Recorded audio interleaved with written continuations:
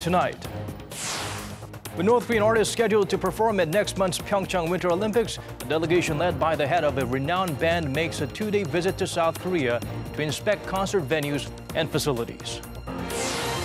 In a special meeting with members of the government, parliament, and private think tanks, President Moon Jae-in calls for swift regulation reform to fuel economic growth and support innovative firms.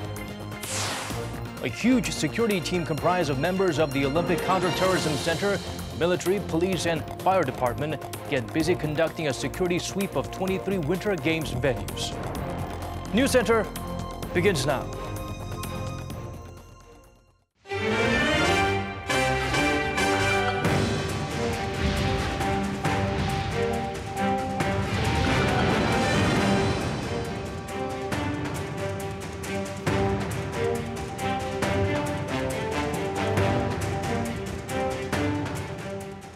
It's 8 p.m. here in Korea, coming to you live from our studio in Seoul. This is Arirang News Center. Welcome to our program. I'm Daniel Che.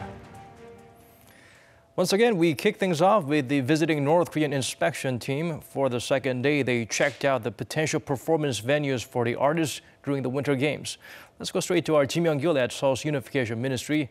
Myung-gil, what have you got on the delegation's final day activities so far? Daniel, the 7-member inspection team led by singer Hyun Sung-won is currently at a hotel in Eastern Seoul enjoying their dinner before they head back to North Korea. Prior to the dinner, the North Korean delegation had a meeting with South Korean officials, and they reportedly went over technical issues and chose the venues for the upcoming concert. Hyun's team, which looked at 3 venues today, spending the most time, an hour, at the National Theater of Korea. After having dinner at their hotel, Hyun's team will go back to North Korea using the western route via the Gyeongui Line train. The team arrived in Seoul before lunchtime from Gangneung, one of the Winter Olympic host cities. There, they visited 2 venues for possible concerts. Hyun Sung-won is a confidant of North Korean leader Kim Jong-un and is not only the singer of a popular North Korean band, she also leads the Samjeon Orchestra, which will be performing in South Korea during the Olympics.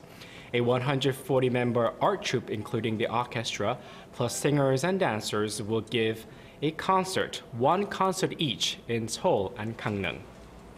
Certainly a very important goodwill ambassador for North Korea. Now, Myung-gil, this won't be the last of such visits. Come Tuesday, a role reversal for the 2 Koreas. We will be sending our own team to check out the facilities up north to be used by the athletes. You're absolutely right, Daniel. During last week's working level talks, the 2 Koreas agreed to send inspection teams to take a look around the facilities that will be used in both the north and the south. On Tuesday, South Korea will send an inspection team to the north to prepare for the joint sports training and joint cultural events to be held prior to the Olympics at the North Masingyong Ski Resort at Mount Kumgang. Seoul plans to send a 12-member team to the north using the eastern land route for 3 days of inspections. And on Thursday, North Korea will send an 8-member delegation to South Korea for 3 days to look around the Olympic facilities such as the stadiums, lodgings, and the press center. The North team will again enter South Korea using the Gyeongui Line train on the western side of the peninsula. Back to you, Daniel. All right, thank you as always for the updates, Myung-gil. We appreciate it. Now, the North Korean cultural delegates' visit was actually changed very last minute. Such one-way notices raised questions on how Seoul should deal with Pyongyang in the long run. Lee Jong-yeon turned to some experts for their analysis. The North Korean pop icon and cultural delegate Hyun Sung-won has wrapped up inspections of facilities in South Korea where North Korean artists will be performing during the PyeongChang Winter Olympics. As per the agreements by the 2 Koreas in their high-level talks, this is one of the several inspections to be carried out in the coming days by both sides, in the north and the south. But it came after a sudden change of schedule by the north, which ended up sending its inspectors on Sunday rather than Saturday. Experts speculate that last-minute change was intended to keep South Korea, quote, on edge. The regime always wants to prove that it's in charge in terms of South-North relations. Their notifying South Korea at the last minute that they wouldn't be coming on Saturday was, in a way, a warning to say they still might not attend the games. The expert adds that the South Korean government is tolerating such behavior by the regime because it still wants a peaceful Olympics. However, this tolerance might not continue once the Games are over. Right now, our government's attitude is open because of the Olympics, but if North Korea doesn't show signs of denuclearization after it's done, there's not much more we can do to continue this dialogue. Meanwhile, local media have been reporting on every comment and movement made by Hyun Sung-wol since her arrival, including her attire, her expression, and her small talk. However, this is only one of the many inter-Korean events to come, so experts say the media should stay calm and not engage in sensationalism. It's important to respect the South Korean people's right to know, but the media also has to refrain from subjective speculation about hidden agendas that could affect the Games. They also caution the media against provoking divisions in public opinion to give the so-called Peace Olympics a chance to make permanent peace on the Korean Peninsula. Lee Jung-yeon, Arirang News. President Moon Jae-in held a meeting with his top aides with a focus on the upcoming global games. The Liberal leader called for the public support on North Korea's participation in the quadrennial event. Hwang Woo-jun shares with us his remarks. President Moon called North Korea's participation in the upcoming PyeongChang Winter Olympic Games a valuable and dramatic opportunity for inter-Korean dialogue to establish peace in the region amid the high tensions between Seoul and Pyongyang. The Liberal leader insisted that North Korea's participation in the Games, as well as the South-North dialogue to that end, are significant because they will play a key role in the successful hosting of the Olympics and the Paralympics and will benefit South Korea's economy. But he cautioned that time is of the essence. 하지만 지금의 대화 분위기가 언제까지 지속될지 아무도 낙관할 수 없는 상황입니다. President Moon emphasized the need to seize the opportunity because of the likelihood that relations could again deteriorate and because no one knows how hard it could be to create another chance for talks after the Olympics come to a close. 우리는 평창 올림픽 덕분에 기적처럼 만들어낸 대화의 기회를 평창 이후까지 잘 살려나가는 지혜와 노력이 필요합니다. He said the current dialogue between the two Koreas needs to lead to talks between Pyongyang and Washington too, saying only then can the North Korea nuclear issue be resolved and peace and prosperity continue on the Korean Peninsula. The president's remarks came amid growing public criticism over the agreement between the South and North to form a unified women's Olympic hockey team. Comparing the situation a candle flickering in the wind, President Moon called for the public, politicians, and the media to lend their support at least for the successful hosting of the Olympics. To keep the momentum going, President Moon asked North Korea to make an effort as well. He noted there may be difficulties in the process after a long hiatus in talks between the two sides, but said it's necessary for the South and the North to work out the kinks. Hwang Woo-jun, Arirang News.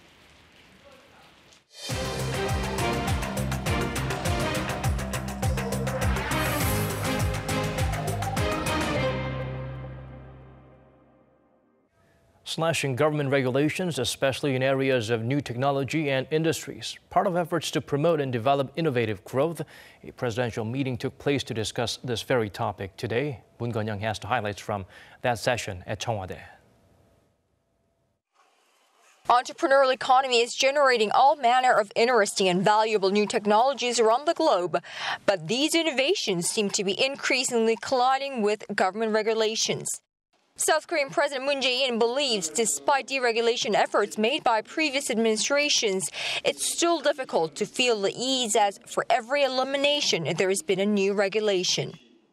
우리의 신성장 동력이 될 수 있는 신기술, 신산업 분야 또는 4차 산업혁명 분야에서 규제 때문에 제대로 할 수 없다거나 세계 경쟁에서 뒤떨어진다는 말은 없어져야 할 것입니다. The South Korean leader's remarks came from a meeting specifically designed to discuss ways to remove over-regulation in the nation's industrial sectors. 핵심은 신산업, 신기술에 대해서는 우선 허용하자는 것입니다. 근거 규정이 있어야만 사업을 할 수 있다는 전제 자체를 재검토해 주기 바랍니다. President Moon's proposal is to allow new products and new technologies to be introduced to the market first, and then create regulations if deemed necessary. Even if there are regulations in place, entrepreneurial firms of new technology should be given the freedom to experiment in the market without the burden of tight regulations. It's the so-called regulatory sandbox system which the president urged to be swiftly written into law. 규제 혁신은 혁신 성장을 위한 토대라고 할 수 있습니다. 새로운 융합 기술과 신산업의 변화 속도를 따라가지 못하는 규제는 반드시 혁파해야 한다는 것을 다시 한번 강조하고 싶습니다. Now, what President Moon means by regulatory innovation is to create a more effective and efficient regulatory system that benefits everyone and one that speeds up innovation in areas that serve as a new growth momentum for the economy. And to make sure this leads to more investment in hiring, the South Korean government will test out this market intro first, regulation later system on 38 projects and then return to the Blue House for a review session. Moon Gon-young, Arirang News, the Blue House. Various ministries responded by laying out measures to help the business of new technologies and industries run smooth. They mainly include eliminating hurdles to progress in elements considered vital in the Fourth Industrial Revolution. Kim Ji-yeon outlines what they are. During the meeting led by President Moon Jae-in on deregulation, the Minister of the Office for Government Policy Coordination, Hong Nam-gi, said Monday that the ministry will adopt inclusive regulations and revise existing laws and regulations to be broader, mindful of new industries and technologies. He also introduced a regulatory sandbox where companies in new industries can release products and services without having to worry about regulations for a certain period of time. In that vein, the Ministry of Science and ICT also laid out deregulatory measures for the smart innovation of super connectivity, considered vital for the application of big data in the so-called Fourth Industrial Revolution. To do that, it plans to come up with guidelines to facilitate the safe storage and usage of statistical databases collected from social networking services, credit card companies, or road sensors to be used in sectors such as smart cities and fintech. The ICT Ministry says it'll lay a blueprint to allow telecommunications operators, along with cable operators, to invest, build, and utilize infrastructure for the early adoption of 5G internet connectivity. The ICT Ministry also says it'll get rid of measures requiring the installment and use of public authentication systems and ActiveX, which have long been considered major hurdles for using Korean websites, so that it can focus on promoting the use of various new technologies for identification, such as biometric recognition. For the revitalization of fintech, the Financial Services Commission also laid out measures that would allow clients to apply for loans through online platforms without having to visit a bank in person.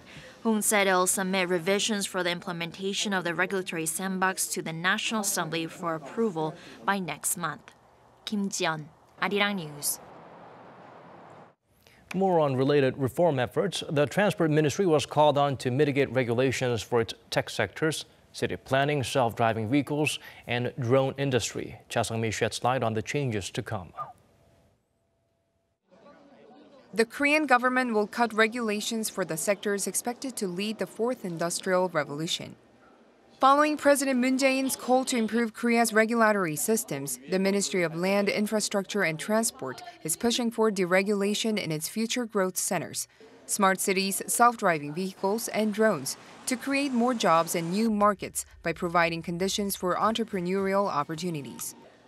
Smart City refers to a futuristic city plan that manages urban problems using technologies such as big data. The Smart City will have test areas for innovative industries and a creative space for citizens. When it comes to self-driving cars, there are plans for a regulatory sandbox where new technologies can be developed and tested without being restricted by strict regulations. The ministry will run trials for infrastructure such as self-driving taxis and smart roads that support autonomous driving. It also promised to commercialize self-driving vehicles through deregulation by 2020. To allow the nascent drone industry to really take off, the ministry plans to provide more opportunities for drone testing and experimentation. We plan to energize the drone industry using the regulatory sandbox by selecting areas where there are difficulties and helping them undergo commercial tests through deregulation and financial support.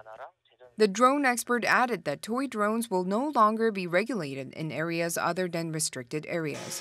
차상미, Arirang News. Korea's producer price index increased in December. The BOK says the reversal of the previous month's trend comes on the back of a hike in agricultural and service prices. Kim Bo-kyun breaks down the digits for us. South Korea's producer price index climbed slightly in December after falling the previous month. According to data released by the Bank of Korea on Monday, the index climbed 0.1% on month in December to 103.14. Producer prices had been continuously increasing since July 2017 until they saw a downturn in November. The central bank attributed December's rise to price hikes in agricultural goods and the service sector. Producer prices for agricultural goods have increased 6% on month, with prices of strawberries and pumpkins jumping 114% and 65% respectively. Prices in the service sector edged up 0.1% due to a rise in the number of tourists visiting for winter tours. Accommodation fees at condominiums and hotels jumped 21% and 6% each. Prices of petrochemical goods also rose more than 1%. Producer prices in December were up 2.3% when compared to the same period in 2016, and the average producer price index for the year 2017 has also increased 3.5% on year. According to an industry expert, the upward trend will likely continue in the near future. Since international oil prices are also seeing a rising trend and the recovery of the global economy is expected to continue until the second half of the year, I think production prices will continue to rise steadily. The producer price index, which is seen as a barometer of future inflation as it indicates the wholesale price of goods and services, will be reflected in consumer prices in the next few months. Kim Bo-kyun, Arirang News. In the domestic political arena, the chair of the nation's second biggest party blamed President Moon for confusion in society. Meanwhile, an internal feud continues at the center-left People's Party ahead of a big merger. Kim Min-ji gets us up to speed with the developments. The main opposition Liberty Korea party claims the Moon administration's left-wing nationalism, as it calls, is weighing down the country. Speaking at a New Year's press conference on Monday, party chair Hong Jun-pyo pointed to North Korea's participation in next month's PyeongChang Olympics, especially the fielding of a joint women's ice hockey team as a clear example. Despite the South Korean hockey players' years of effort, tears and sweat, this government, with its policy of fielding a joint team, has deprived them of an opportunity. So these are the fruits of this so-called nationalism. You get to sacrifice yourself for the country.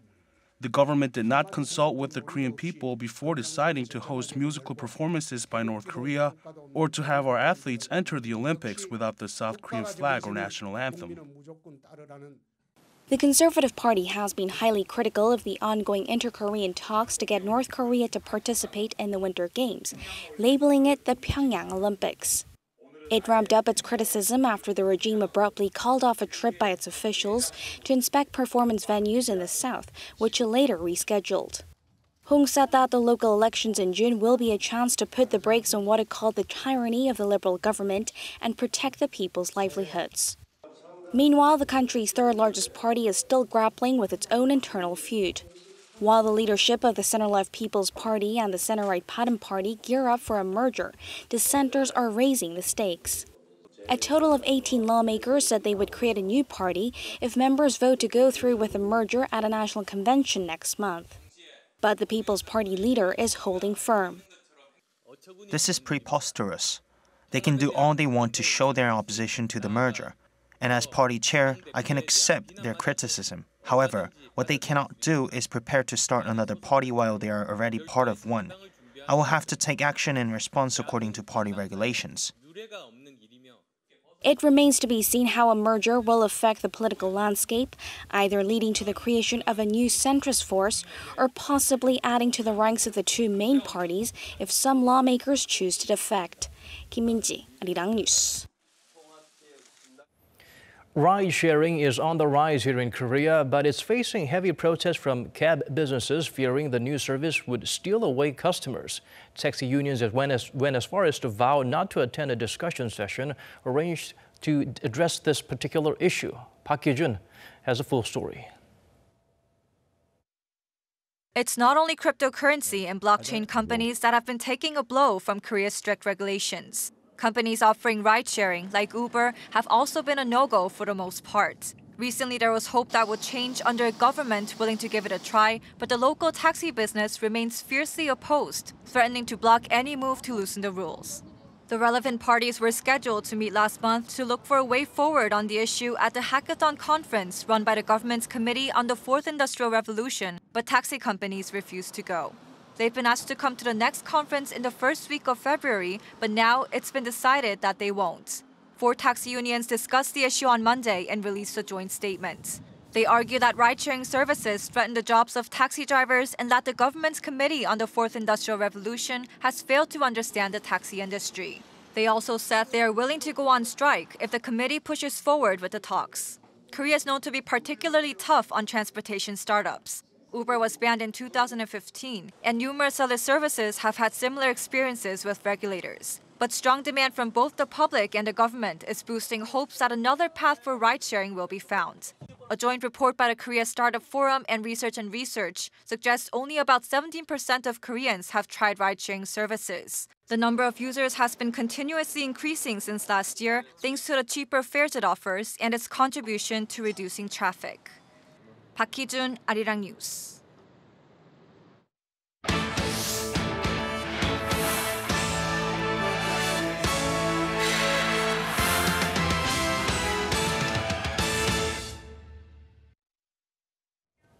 A massive security checkup on the Olympic venues has begun. The experts from various agencies will carry out their duties meticulously to ensure safety of athletes and spectators. Lee Ji-won files us this report. The PyeongChang Olympics Counter-Terrorism and Safety Center started its security sweep of the Olympic venues on Monday, beginning with the PyeongChang Olympic Village, where some 4,000 athletes will be staying during the Winter Games. The security sweep will check all the facilities and equipment to make sure that there is nothing potentially harmful inside the facility and that everything runs properly before the venue is open for use. Some 100 personnel from the Counter-Terrorism Center, military and police force, fire department, and other organizations took part in the checkup using tools such as metal detector and bomb-sniffing dogs. A total of 23 Olympic venues will be checked between this Monday and February 5th, with 5 venues for VIPs and the International Olympic Committee to be checked by the president's security teams. Once the checkups are complete, the team will keep the venues safe from possible threats by stationing security guards and organizing committee members at key locations, as well as operating smart CCTVs and X-ray machines both inside and outside of the venues. Meanwhile, Korea's Road Traffic Authority said Sunday that the Olympic lane will be in operation for the whole month of February on roughly 60 kilometers of major roads, including a number of national routes and parts of the Yeongdong Expressway. The roads allow Olympics-related vehicles to quickly transport athletes and authorities to the Olympic venues. Lee Ji-won, Arirang News.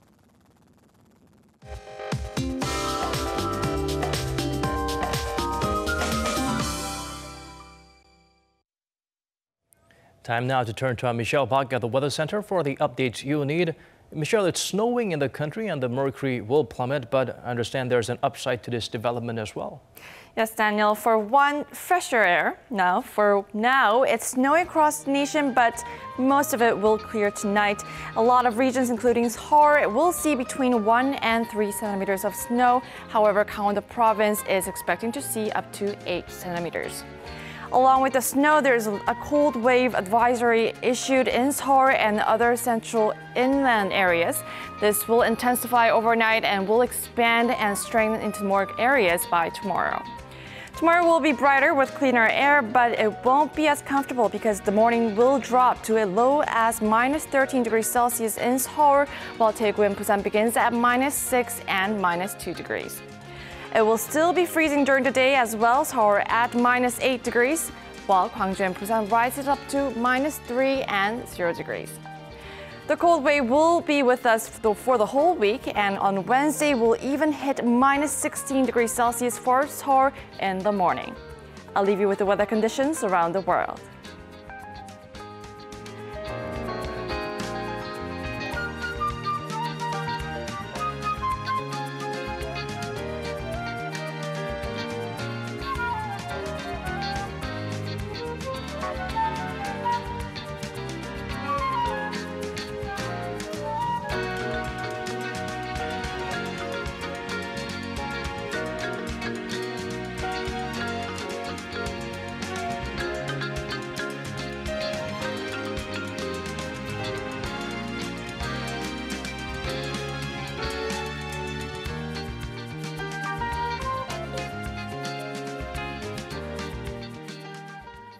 That's all we could squeeze into this Monday evening's edition of Arirang News Center. Wherever you may be tuning in from, thank you for watching.